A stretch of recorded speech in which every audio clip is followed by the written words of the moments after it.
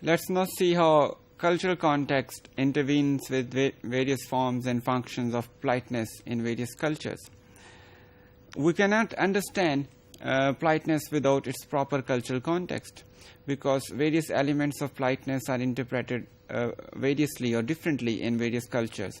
Similarly, there could be various norms of politeness about certain social functions in various cultures. For that matter, in order to decide about the politeness of a certain utterance, we need to understand in which culture it is being spoken and which language it is being spoken. That would decide about its real worth as polite or impolite statement. For example, the element of directness is something which varies from culture to culture. In some cultures, indirectness is a norm when we want to say something which might threaten the face of others, and in many other forms of communication, whereas in other cultures it may be the otherwise. People usually use direct forms to convey even negative messages. So it has a certain cross-cultural perspectives. In this regard, we can cite the examples about our classroom. In many cultures, it's a norm to say directly in a classroom when a lecturer is addressing to his pupils or students. He would speak directly to them, give directives, ask them to do certain exercises. He would be more direct than in many social situations. However, in other contexts, even in a classroom setting, a teacher or a lecturer would be indirect in many in his suggestions or advices. For example, in British culture, we see that teachers usually give options to their students, especially at a higher education levels. And many students coming from various cultures, especially from Asian cultures, would take those indirect suggestions as literally. Instead of getting their indirect meanings, they would take them literally and would consider them options. Whereas it's probably a British academician's natural way of advising something, that they always give options. Let's have a look at the example at the bottom of this slide. This is a comment by a teacher to a student about a feedback of a certain assignment submitted by the student. I think this part of your essay could possibly come a little bit nearer the beginning, if you like. If you like is the option given to the student. But in fact, this is a polite form of advising something. The lecturer actually meant that you probably should shift it to the place where I am recommending you to. But he is giving the option, if you like. So this is probably a British way, which may not be a norm in many other cultures. Similarly, we can see that travelers find such conversational aspects of British culture quite confusing, because in Great Britain it is a norm to use more negative politeness strategies, and Britishers try to be indirect when they are communicating something. In this way, the travelers sometimes find it very difficult to understand the correct meanings or to understand them in the proper way, because they come from a different culture. In Cuba, for example, and in many Asian cultures, friends would not like that their other friends are trying to be polite to them, or they try to use expressions like thank you or for a cup of coffee, or they maximize the praise of their friends, because in these cultures such elements of thank you or maximizing the praise of somebody who is closer to you socially, like your friends, it appears to put up some barriers in their relation, in their social closeness. So it shows some kind of mental difference to them. In such a situation, being polite probably would mean actually being impolite. Thomas mentions that Chinese, whose will probably select a menu for their guest in order to give them the best pieces, the choicest pieces on their plate, and this shows in their culture a kind of positive politeness.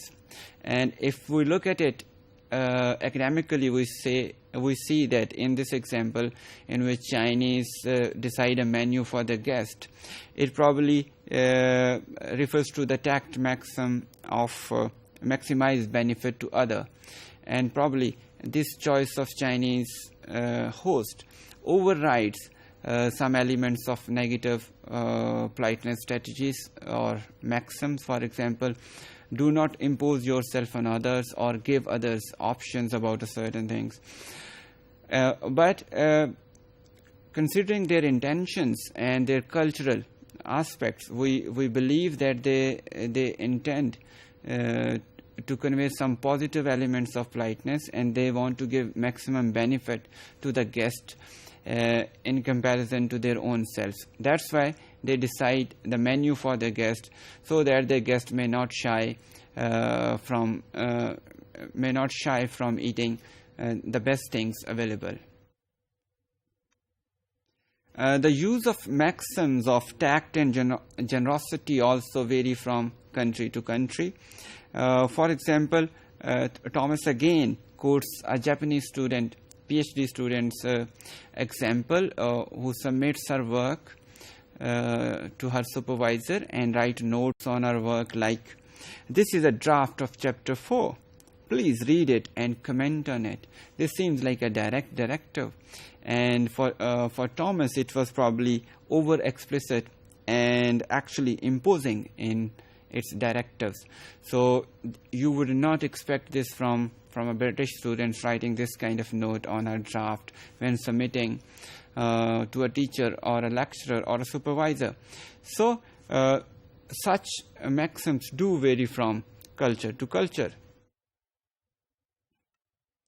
Maxims of approbation and modesty also vary from culture to culture. For example, we have different elements or different aspects of praise in various cultures. In a typical British culture or setting, we would see that when somebody praises the other person, the other person would take personal compliment and would like to reduce it, and he would like to minimize the praise of self. Whereas a Japanese would accept the compliment graciously. Similarly, Cubans respond to a personal compliment about, let's say, about their clothes. They would say, "It's yours whenever you want it." They would offer that thing to the person who is praising it.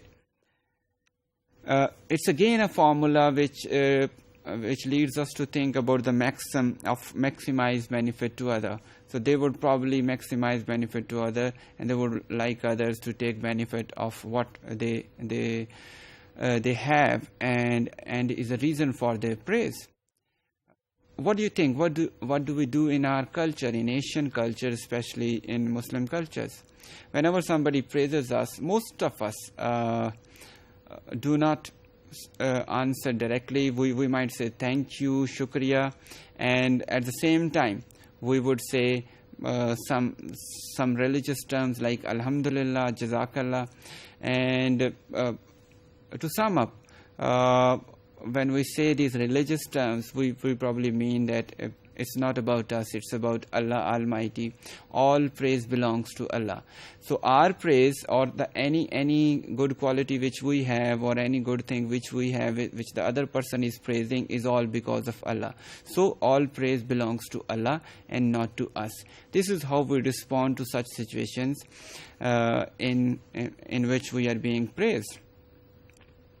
So such elements do vary from culture to culture. Similarly, in some Western cultures, refusing a certain offer or needs the presentation of a certain excuse. In Western culture, the refusal is not direct on most of the occasions, because there is a norm that negative messages should be conveyed indirectly, and a proper excuse should be provided prior to the negative message, so that the element of the bad element of or the bad impact of that negative message or refusal may be reduced to the extent possible. For example, if you have to refuse somebody from a job offer for which he or she might have applied, the good employers in Western cultures would probably say something indirectly in the beginning, which probably would provide some kind of satisfaction for mental peace to the listener. They would probably provide a reason: we had a huge number of applications, there was a rigorous process involved, we shortlisted that many people, and then after a kind of this kind of description, they would go on and say, we regret to inform you that you have not been selected for this post this time. And in the end, probably they would encourage you to apply again in most of the situations. So they try to reduce the impact of that negative message on your psychological health. Whereas in other cultures, such messages are conveyed directly. So the elements of politeness can be concluded to have been influenced by various cultural norms. And in order to understand the relationship between cultural norms and politeness, we need to have a cultural view of politeness.